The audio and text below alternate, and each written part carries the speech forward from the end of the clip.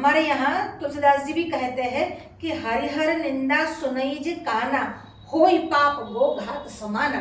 यानी जो हरि और हर की निंदा सुनता है वो भी गोहत्या समान पाप करता है।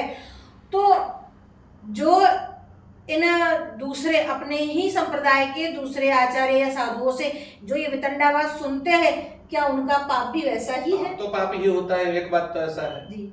और दूसरी बात कि हरिहर निंदा सुनने वाला पापी है नहीं, उसका समर्थन करने वाला पापी है। अच्छा। तीसरी बात, न समर्थन करने वाला, उसको रोकता नहीं है या फिर वहां खड़ा रहता है, वो भी पापी है। मतलब जो विरोध का स्वर न बताए, न उठाए विरोध का स्वर। जी। इसलिए हमारे यहाँ ये भी कहा गया है कि अन्याय को सहन करने वाला दोषी है, ऐसा नहीं विरोध न करे वो भी दोषी है। इसलिए अन्याय का विरोध न करते हैं तो भी दोषी है।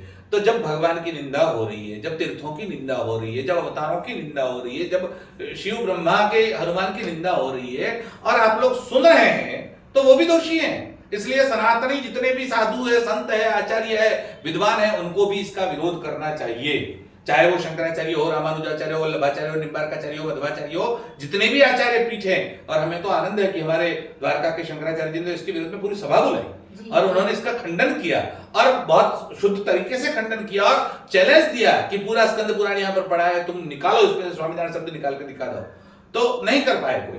तो ये जो चैलेंज है वो सारे आचार्यों को देना पड़ेगा और उनको कहना पड़ेगा कि इसके सामने आपको स्थापित करना होगा, प्रतिपादित करना होगा, स्पष्ट आना पड़ेगा कि आप कोई भी साधु हो, हम स्वामीनारायण को संत स्वीकार करते हैं, एक संत है, लेकिन संत को आप भगवान बनाने की जो चेष्टा करते हैं, उनको सर्वोपरि उसमें भी बनाने की चेष्टा करते हैं और वो तो कहते हैं ब्रह्मा विष्णु है तो इसके नीचे आते हैं। यानी ये जो अपराध है ये अक्षम्य अपराध है।